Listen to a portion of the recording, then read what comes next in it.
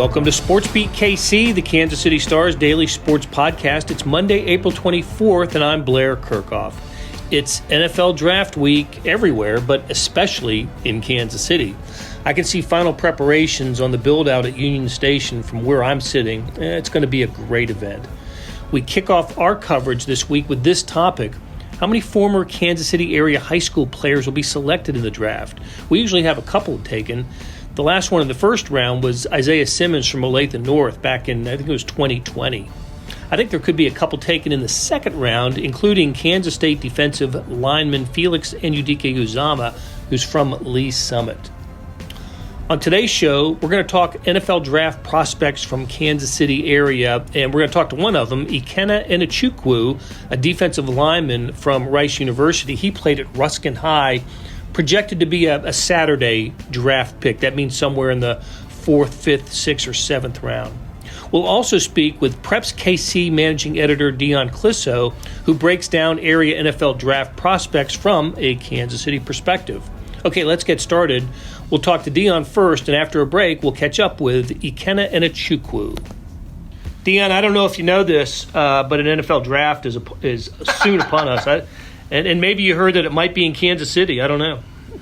I think I've heard something on the TV, the radio, and in the newspaper, and it's kind of hard to miss. It's a weird deal. The things that we've had going on in this town the last 6 months. Of course, you know, the annual AFC Championship game, which we get to host every year. That's right. A fun thing. Exactly, and then you had the NCAAs and the Big 12, of course, and you have the draft and Royals opening day. All these things that are pretty big events right in a row. It doesn't seem, when we said we were getting the draft, it was like, oh, and then you build off a Super Bowl win. It's kind of an odd thing to have. It's cool. I personally won't be going. I don't necessarily need to stand there and watch people's names be called. It's but I think it'll be cool for those who go. Put their walking shoes on and get down there. Yeah. But no, it's exciting, and it's an exciting year. We've got a lot of local kids who are going to hear their names called. Yeah, that's what I wanted to talk to you about. It is, I tried to come up with a list of Kansas City kids in past years who have had their names called, and I got a pretty long list here. It's certainly incomplete. You're going to miss people, but I don't have more than 3 in any 1 year from a Kansas City high school, and I think I only have that once or twice. But as you mentioned, this year there's an opportunity to hear more than 2 or 3 names of players taken in the draft who went to Kansas City high schools, and I wanted to talk to you about this because I wanted to know what you remember about these guys from their high school years in KC. Only one of I've got 5 names listed here. You were kind enough to offer up your list, and I have a few on my own. But only one of the 5 went to what we call local school, a college in Missouri or Kansas, and that's the one who probably is the most highly regarded, and that is Felix Anudike-Uzomah, the edge rusher from Kansas State, who went to Lee Summit, and he was he was a stud in high school, was he not? He was good, but he's also a guy who made himself better. I think back last year when Rashad White got drafted, I think in the 3rd round by the Patriots, or not Patriots, I think Tom Brady, Patriots, by the Bucks. Right. And it ended up being their starter.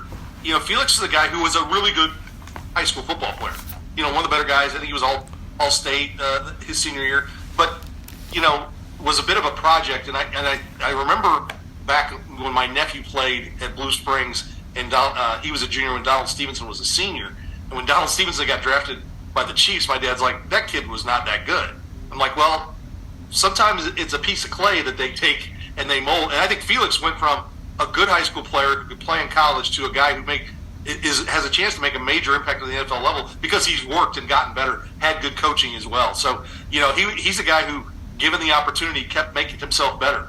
Like I said, because the biggest name out of that, the group that's coming out this year is probably Ronnie Bell because he won the Simone Award. And he's going to be drafted way past after we're like Felix and some of these other guys. Yeah, if he gets drafted. I mean, if he gets drafted, yeah. But we know Felix. As much as we can know something in the NFL draft, Felix Anudike-Uzomah is going to get drafted. He has based on, from NFL.com, he has the highest draft grade of the 5 here that we're going to discuss. He was first team All-State, and then when he gets to K-State, he's Big 12 Defensive Player of the Year, helps them to a Big 12 championship this season. So great year for Enechukwu. All right, the next one is the only one, I shouldn't say only one, but it's the one where I needed the pronunciation guide. Northwestern's defensive tackle, Adetomiwa, Adebawore, I think I've got it close. Coach Douglas, when he was in high school, said it was Adebawore. Adebawore, okay. I just heard Mick Schaefer call him Adebawore, so I call him Tommy. That's what his brother is at Oklahoma right now. He started in the spring semester. PJ, so he goes by PJ. But his senior year, he was a finalist for the Buck Buchanan Award, and that year it was the awards were really a little different. They were held on a Sunday in a neutral location. So the Chiefs had a Thursday night game, so they took all the finalists out to the game and had them down on the field. And I remember standing there looking at him and talking with Coach Douglas from North Kansas City, and he looks at me and goes, "He's going to play in the league."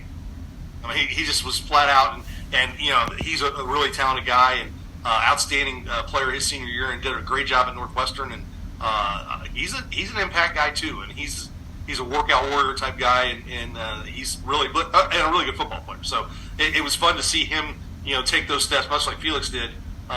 Maybe had a little bit of higher pedigree than Felix did in high school, but they both taken huge steps, and it'll be exciting to hear their names called. Well, so he was also a track star at North Kansas City, won the state shot his senior year. He had a terrific combine, and his stock increased since the end of the season for Northwestern. Jesse Newell from our staff caught up with him at the combine and wrote a nice story about him. Okay, I got an opportunity when I was at the Final Four in Houston on Saturday morning, the day of the national semifinals.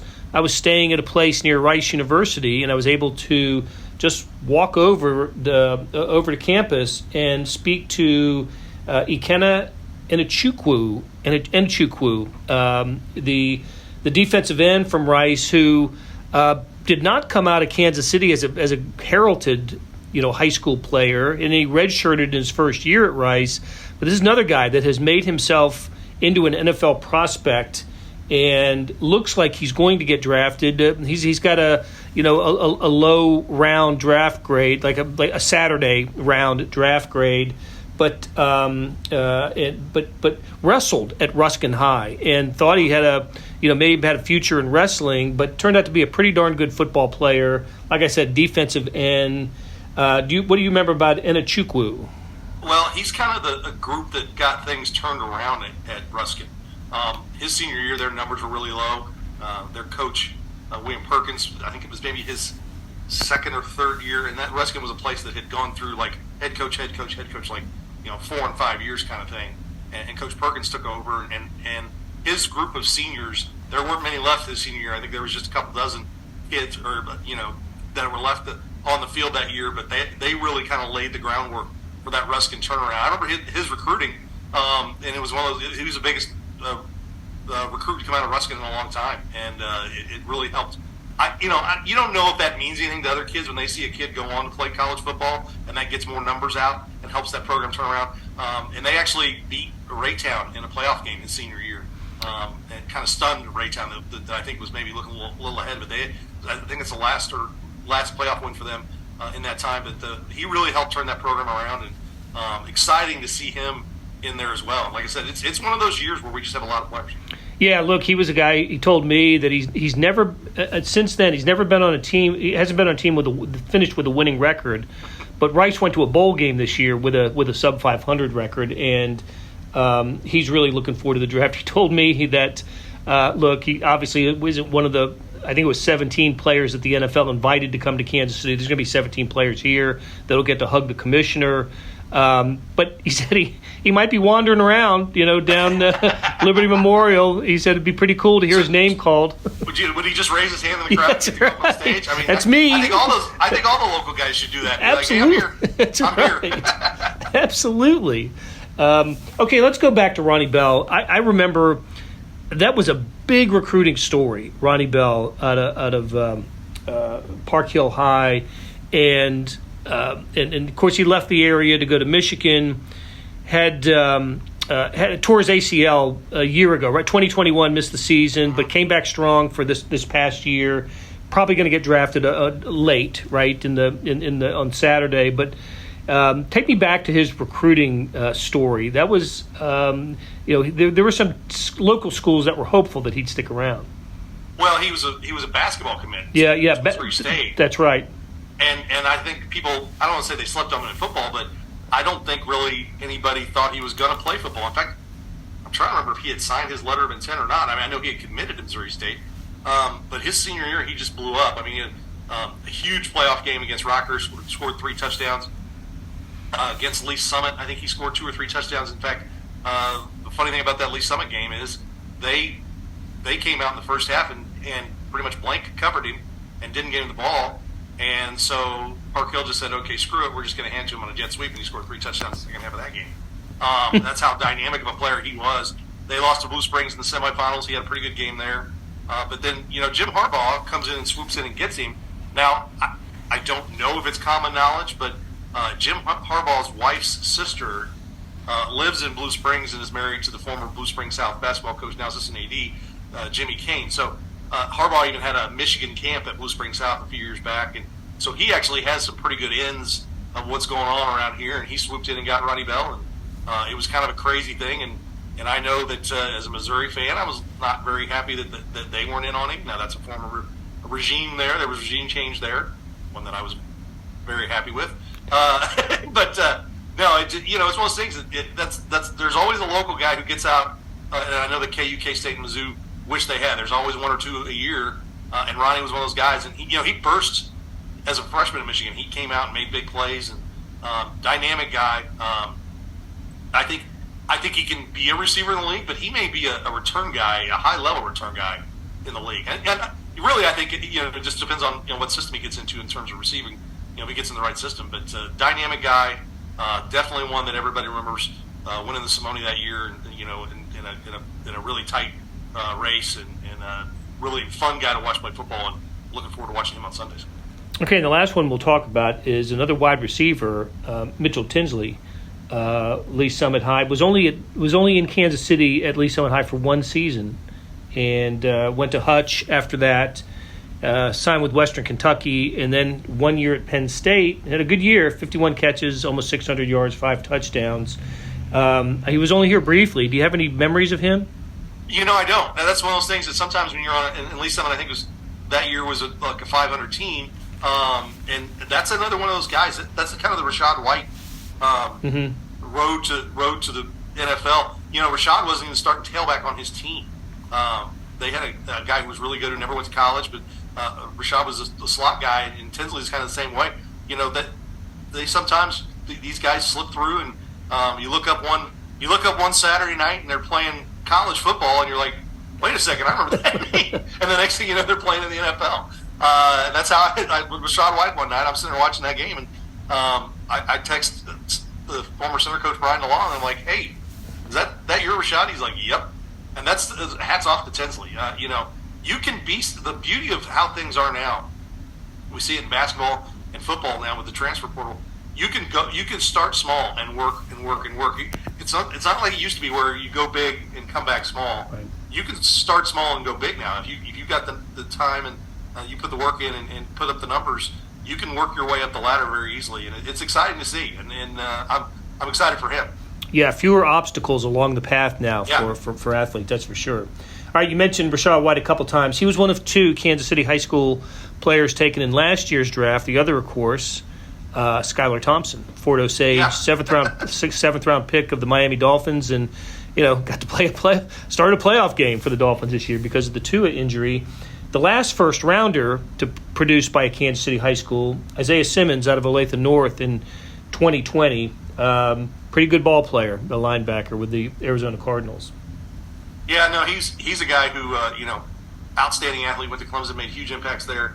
Is kind of the new wave of players that are out there on the defensive hybrids side. They can do a little bit of everything, and it's kind of funny because I was kind of I did a thing on my side on the top players highest drafted players in the history for Kansas City Metro. Right. And I think I got this right. Russ Washington, somebody I've known of since I was very small because my dad played against him in high school. Yeah. Came out of Southeast in '68, or kind of Southeast, Mizzou in '68. He was a 4th overall pick by the Chargers, and Isaiah was the 8th.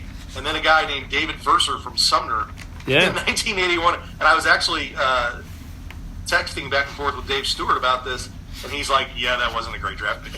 No.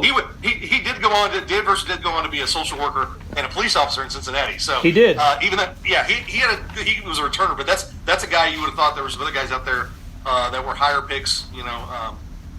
KU guy, right? Verser was a KU guy.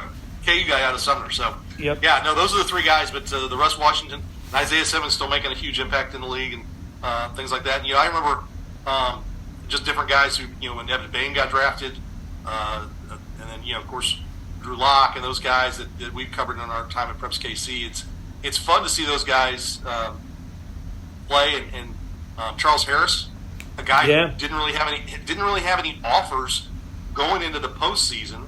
He won the IL award at the Simone Awards, and Andy Hill was there, and they're like, "Who is this kid?" They look at him. He goes to Mizzou, and now he's in his 5th or 6th year, I think, in the NFL, and he's with the Detroit Lions now. I was looking up how he's doing. So there's more than you think that have come out of here. And this is another year, and there's another guy who may get a taste too. We hadn't talked about is Kobe Cummings out of Black County. He went to Missouri Western, and he was a defensive back, and he was a good athlete for them.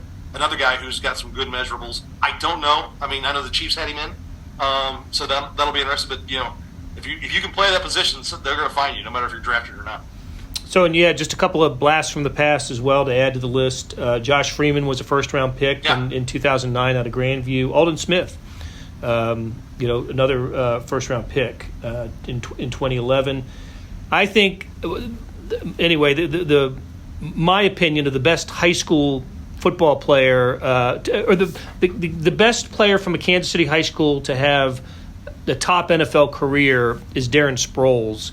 That's my opinion. Others would argue some others, but I think it's Darren Sproles. He was a 4th-round pick in 2005. Well, what's funny is Rodney Pete spent 1 year at Shawnee Mission South. True. And I was like, oh, yeah, what about Rodney?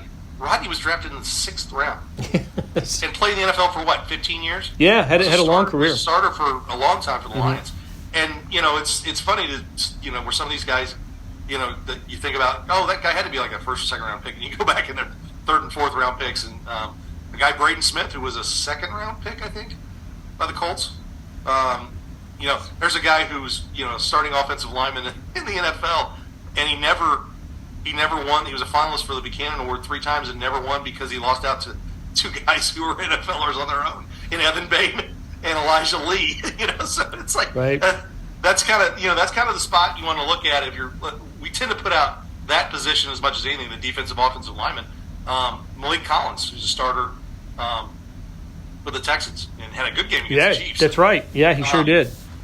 I think he was a 3rd rounder out of Nebraska, and he won the Bobby Bells, the small school offensive defensive lineman, and went to Nebraska, had a great career up there, and is really onto his 2nd contract. And the funny thing about defensive lineman, I was talking with a friend of mine, is Malik his career could be over at 26, 27, or some of those guys, like the interior guys, will play to 33, 34.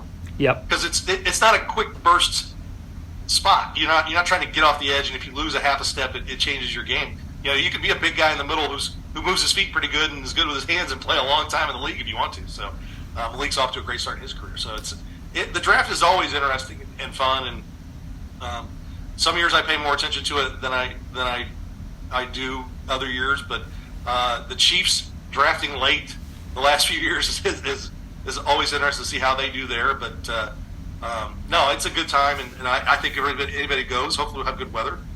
It'll be a fun weekend, and I look forward to seeing some of these kids' names get called. And I think the Chiefs, speaking of the hometown team, I think they could take any of the Kansas City kids because they're all at positions where you could see the Chiefs make a case that the position of need, the edge rusher up high if it's Enudike-Uzomah, but also defensive tackle for the rotation, wide receiver for the depth.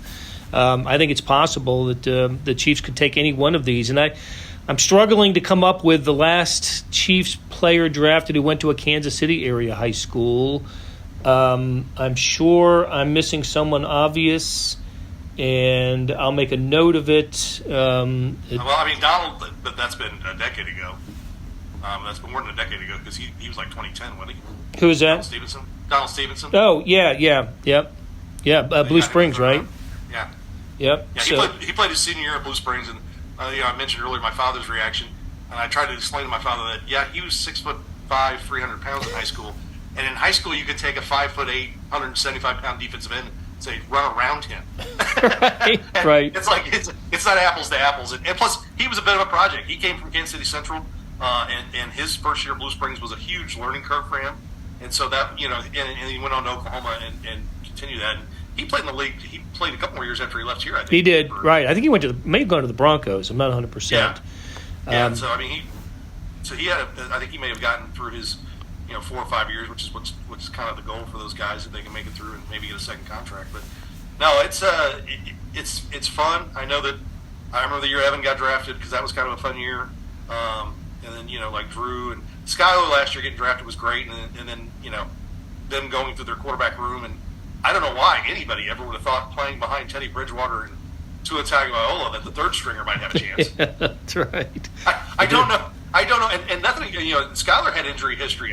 There must be something about injured quarterbacks that the Dolphins love, because that's what they've stocked their quarterback room with. So no, it was. When he got that job, I was like, oh, he'll play at some point. Neither one. They can't keep both those guys healthy all year long. They're not playing 17. So, no, it's good for Skyler, and he's such a great guy, and great family, and his trek through K-State was a kind of winding road, but I think he had a great senior year. We'll see, and we've got some more coming maybe next year. Depending on what Graham Mertz does down in Florida now that he's transferred. He was always kind of a prototypical NFL guy. He's going to have to turn it on, but they have a pedigree of making guys into NFL quarterbacks down there in Florida right now. That guy, I don't think a lot of people thought was an NFL first rounder, but they're talking about him going the first round this year. So it's going to be a fun weekend, to say the least. Very good. All right, Dion Clisso, prepskc.com. Always great catching up with you, and we'll maybe we'll find another top. Maybe after the draft, we'll see where these guys landed and reminisce a little bit more. Thanks, Dion. Hey, this is Blair. There are several ways to access the Star Sports section. Let me tell you about a couple of them. There is Sports Pass. For $12.99 a month, you get unlimited digital access to all of the Star Sports content, including beat writing, columns, features, pretty much everything we write. The deal renews monthly until you tell us to cancel.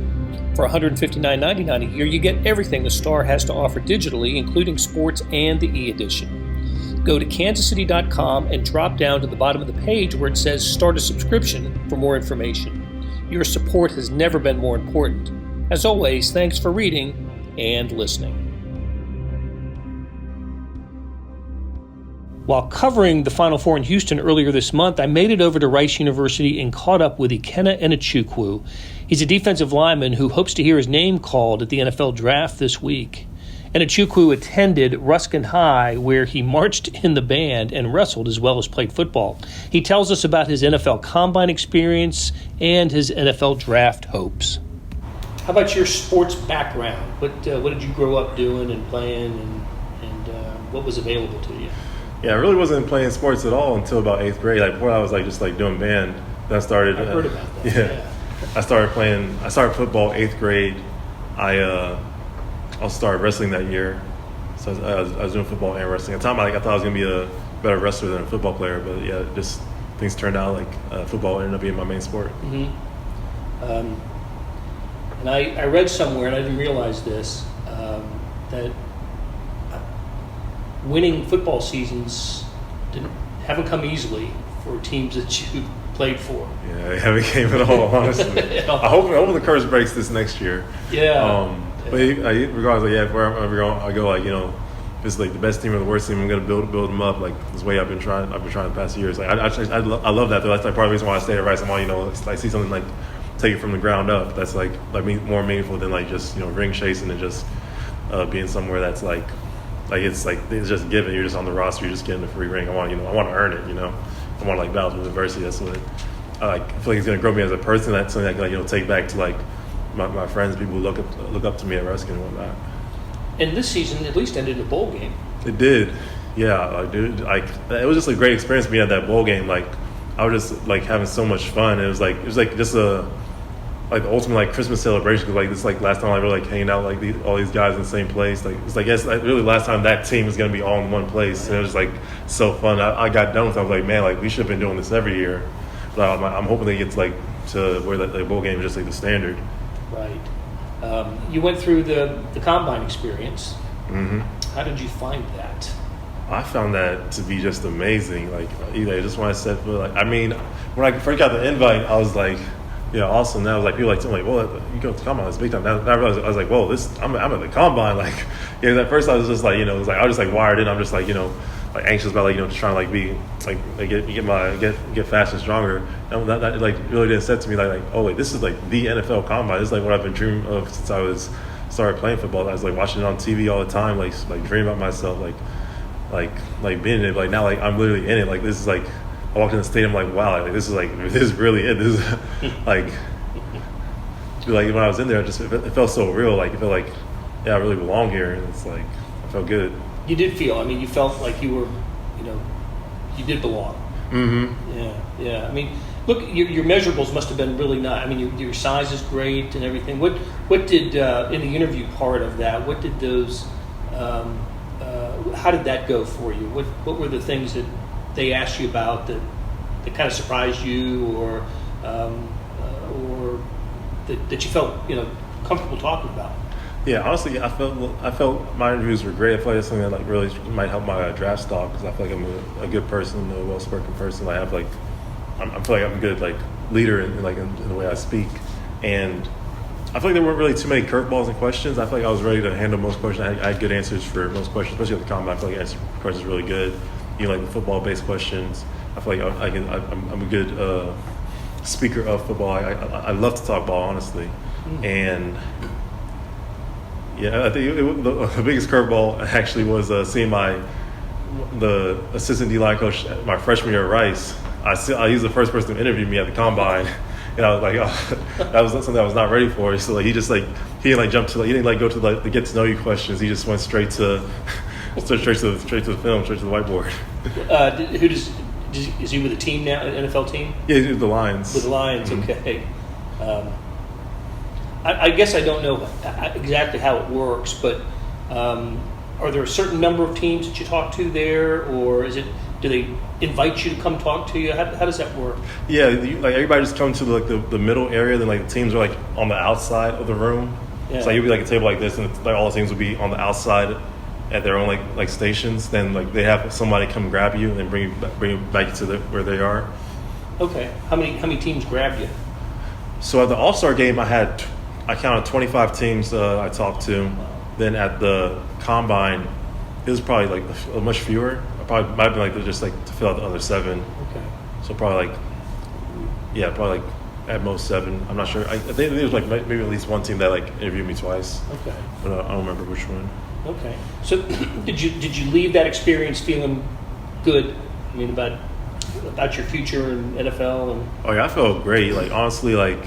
Yeah, I feel like I did my best. I did what I could do. I still wish I was ran a 4.3. That would be that would have been awesome. But I still was satisfied in the sense of I know I'm gonna be able to get my foot in the door. Like that's all I need. I know I can outwork anybody. Just as I did coming out of high school. Because I was I don't think I had any stars. I was in a highly recruited talent. But I knew I knew I was underrated, so I knew I had the potential to outwork everybody else, and okay. I just I'm in love with getting better. How did let's go to that. So when at Ruskin, who I think I saw where Wyoming was a school that showed some interest in you, and obviously Rice. But who else? Yeah, I remember I had a few division FCS offers, but my first Division I offer I got was University of Memphis. Okay. I remember Dan Lanning, he came to my school and offered me. I was saying the first week, the week before I got my first offer from Division II Missouri Southern. I was like, okay, I have something.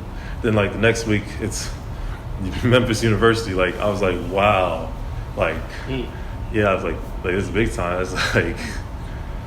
It was crazy. Then I had offers from Arkansas State, Northern Illinois, the academies. Where else? Yeah, like I said, Wyoming. Yeah. I had a lot of Ivy League offers. I'm trying to think where else. Let's see. I had a Kent State offer too. Okay. So you had a decision to make. I mean, why right? Why did you end up choosing? Yeah, I chose Air Force. Ah. Yeah, I chose Air Force at first because I just like what they were bringing to the table in terms of like opportunities post football, like the military benefits, just like the prestige of like being in like not just like in the military, but like you're like a high ranking person in the military as soon as you graduate, and like you're gonna have like the education part, like because like Air Force is like also like the more of the smarter academy, Sure. like just like that. Great Yeah. So like it just seemed like there was a lot going in that sense. Cause like I thought like I wasn't like of course I wanted to go to the NFL, but like, I feel like I like Air Force because like it was like there's guaranteed like after football. Cause I was like there's like a 1% chance of going to the NFL. Then I got the offer from Rice. I wasn't even like trying to entertain it, but like my coach like really urged me to reconsider. Like, hey, you could have a chance to go pro, and I was like, are you sure? I was like, really? I was like, yeah. I searched deep inside me, like no, like that is like more so like what I would want to pursue in my life. That would like give me the most means to like, have the opportunity to like pursue the NFL. Like at the academies, like I think that they might set that rule where you have to serve 5 before you like get the opportunity.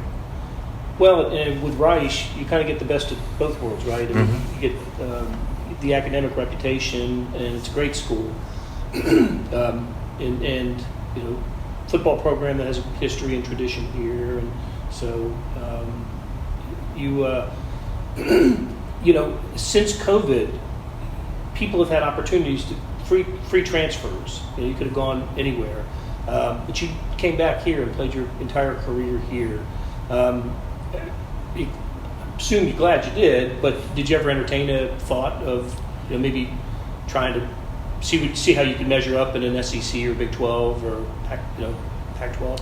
Yeah, I did entertain the thought. Like, at first, like especially like coming in, like I did think like I guess I bought into like the Power 5 hype, like most players like most NFL teams like really look at the Power 5. It's like there's a chip on the shoulder for like group of 5 guys. I still do think there is, but because I just like thought it was like I think it's more difficult to get out of the group of 5, even though like just like playing like both SEC teams and group of 5 teams. I feel like there's offensive linemen in like conference relay that are better than the SEC and Big 12 all I played.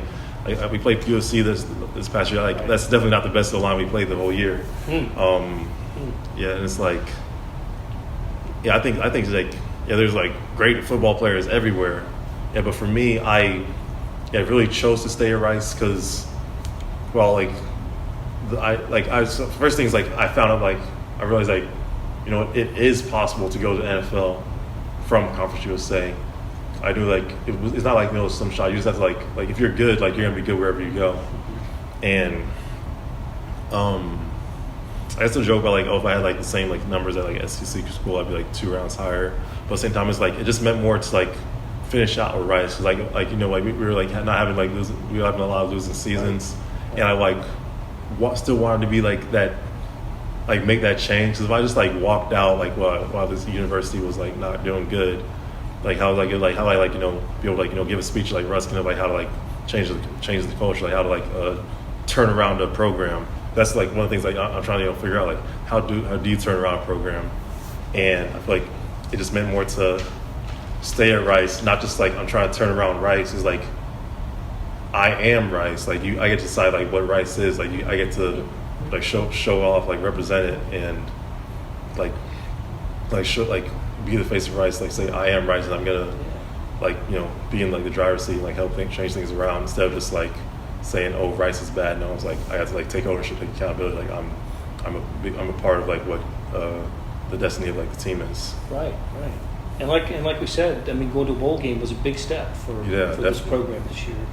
That was great to see. Okay.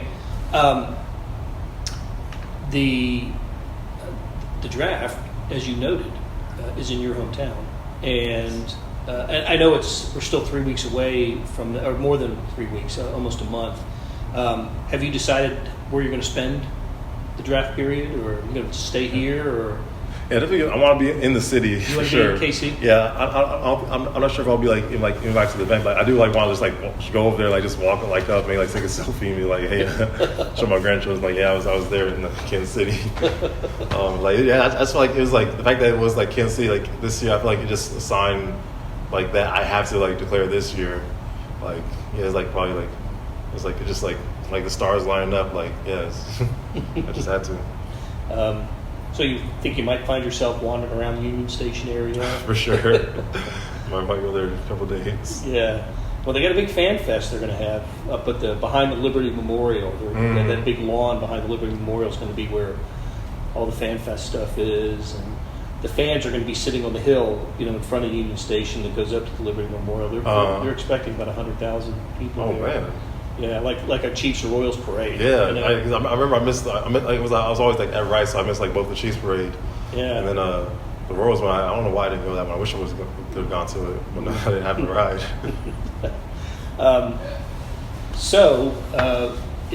Did you grow up a fan of the Chiefs? Oh yeah, for sure. So since I started playing football, that's when Henry Reed got there. Like he started picking up. And then I was just like a fan of like Alex Smith, Jamal Charles, all of them. Like I just was a fan of like that first team that got there, and like I seen like them like the team change, and like Patrick Mahomes get there and like take things up. Like it was just like always excited to see. But yeah, like, wherever I go, if I have to be on a different team, I don't know. I might not like the Chiefs anymore, but especially if I'm the one that has to chase Patrick Mahomes down,